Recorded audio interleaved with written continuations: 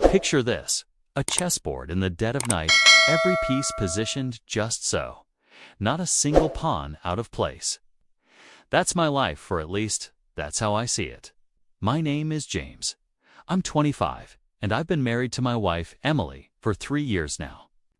She's the queen on my board, the most vital piece, the one I guard with every calculated move. But let me be clear, I'm not just playing the game. I'm the one who decides where every piece lands. Control isn't just a preference for me. It's the air I breathe, the rhythm of my every step. I don't leave things to chance.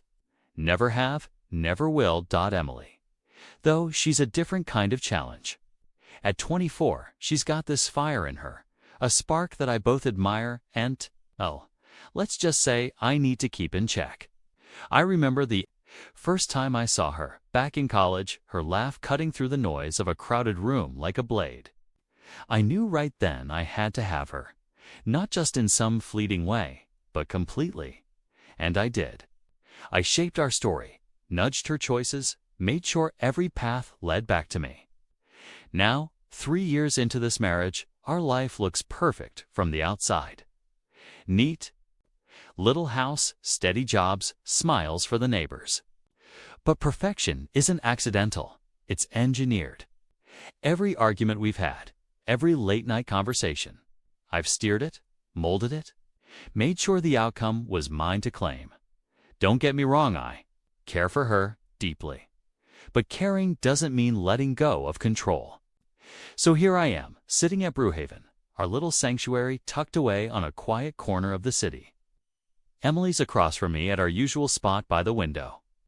The morning light spilling through the glass and catching in her hair, turning it into strands of gold. I can't help but watch her as she sips her latte, her lips curving into a small smile while she talks about her latest project at work. The cafe wraps us in its familiar embrace. The rich, earthy scent of freshly ground coffee beans fills the air, mingling with the faint sweetness of pastries. Ceramic mugs clink softly around us, a steady rhythm under the low hum of soft jazz drifting from the speakers. It's a scene I've orchestrated 100 times, a perfect little square on my chessboard, where every detail is just as I want it. But then, something shifts. Out of the corner of my eye, I notice him. A guy at the next table, sitting alone with a half-empty espresso cup in front of him. He's in his mid-30s, I'd guess, with a scruffy beard framing a sharp jawline and dark, intense eyes that seem to cut through the haze of the room. His faded leather jacket looks like it's seen better days, hanging off his shoulders with a kind of careless weight. I don't know his name yet. Later, I'll learn it's Mark, but right now, all I know is the way he's looking at Emily. Not just a glance, not a casual peek, but a stare. A lingering, heavy gaze that feels like it's peeling back layers. Invasive in a way that makes my skin prickle with something I can't name. Irritation. The evening finally rolls in, and right on the dot, there's a sharp knock at our apartment door. It's Mark, just as I expected. I open the door to see him standing there. That same intense gaze from the cafe now directed at me for a fleeting second before it softens into a smirk. I gesture him inside, my pulse already quickening, though I keep my face a mask of calm. Our living room is nothing fancy, just a small, cramped space with a worn-out couch that's seen better days, sagging in the middle from years of use. A cluttered coffee table sits in front of it, stacked with old magazines and a couple of empty mugs I didn't bother to clear. The only light comes from a single lamp in the corner, casting a dim yellowish glow that barely reaches the edges of the room, leaving shadows clinging to the walls. Emily's there, perched on the edge of the couch, looking striking in a simple black dress that hugs her frame just right. She's fidgeting with the hem, a nervous habit I've noticed over the years. But she offers Mark a polite smile as he steps in. I've already cracked open a bottle of cheap red wine, the kind that tastes more like vinegar than anything else, but it'll do. I pour 3 glasses, the dark liquid glinting under the faint light, and hand them out. We sit, the air thick with something unspoken. and make small talk trivial stuff about the weather, the city, nothing that matters. Mark's voice cuts through the chatter, overly enthusiastic as he compliments Emily, saying how that dress brings out her eyes. His words grate on me, each syllable like a tiny jab. But beneath the irritation, there's a strange thrill building in my chest. Something I can't quite name yet. After we've drained the first glass, I clear my throat, feeling my heart thump hard against my ribs. I tell them I've got a plan for the evening, keeping my voice steady even as my insides churn.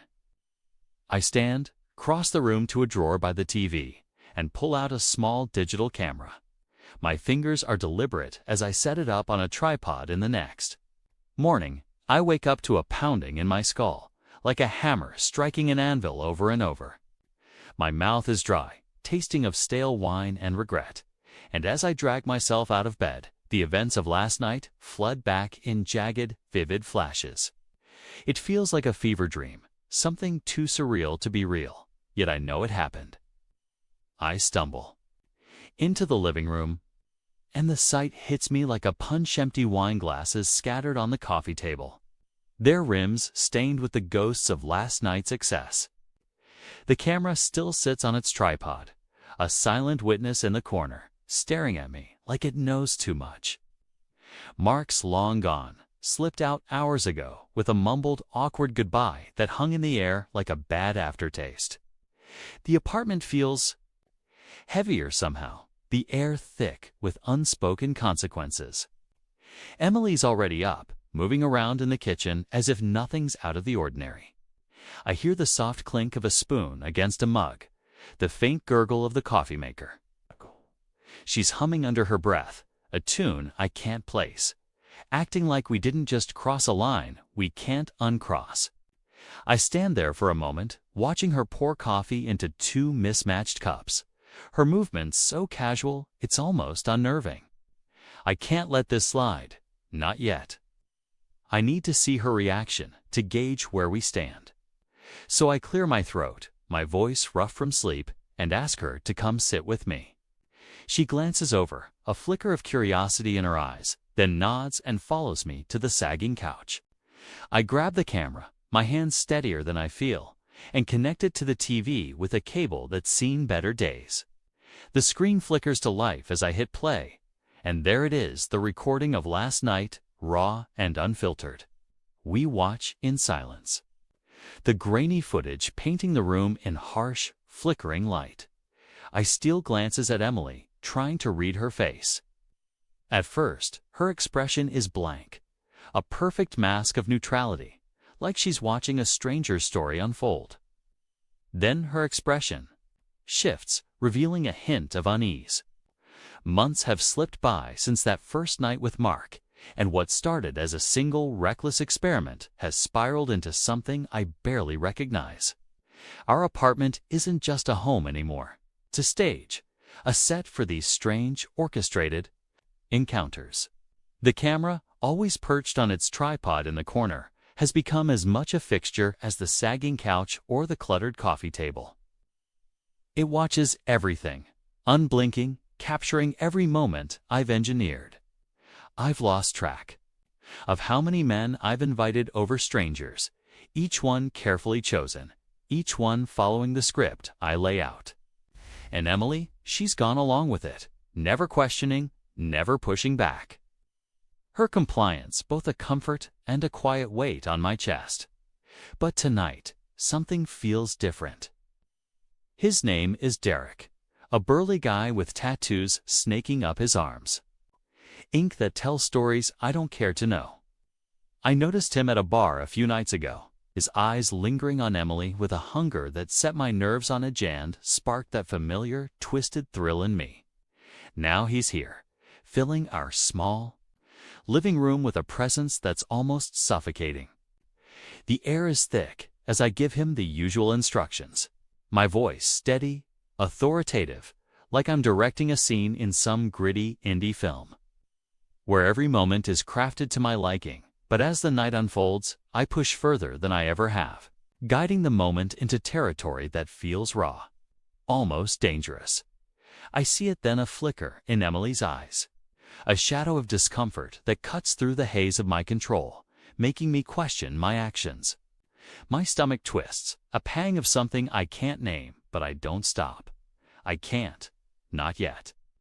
The encounter plays out with an intensity that leaves the room charged. Heavy with unspoken tension, a dance of power and surrender that I've choreographed, down to the smallest gesture.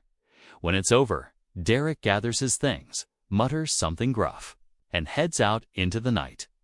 The door clicking shut behind him with a finality that echoes in my ears. The silence that follows is deafening.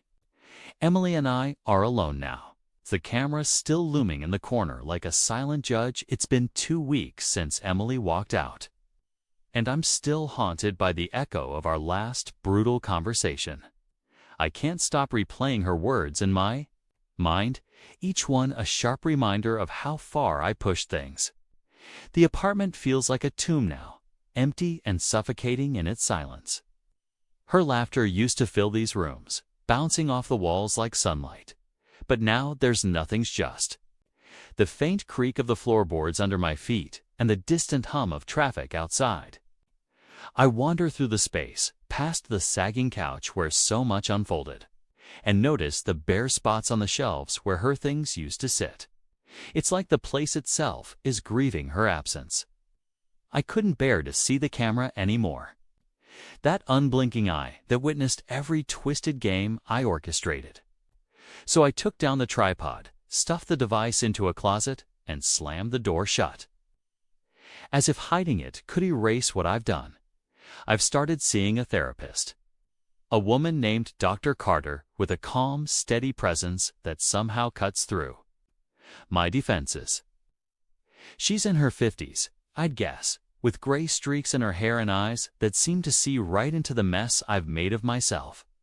In our sessions, I've been forced to confront the ugly truth about my need for control. How?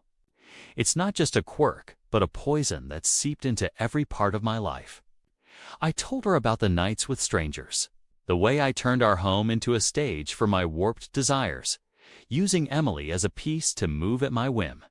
Saying it out loud made my stomach churn, but I admitted it was wrong. I didn't just cross a line. I dragged her across it without ever asking if she wanted to go. Dr. Carter doesn't judge, but her questions are like mirrors, forcing me to look at the person I've become. I don't like what I see. A few days ago, I sat down and poured my heart into a message to Emily. My fingers trembled as I typed, apologizing for every choice I made that hurt her, for treating her like a pawn instead of a partner. Don't forget to subscribe, like, and comment if you enjoyed this story. This will help us create more engaging stories for you.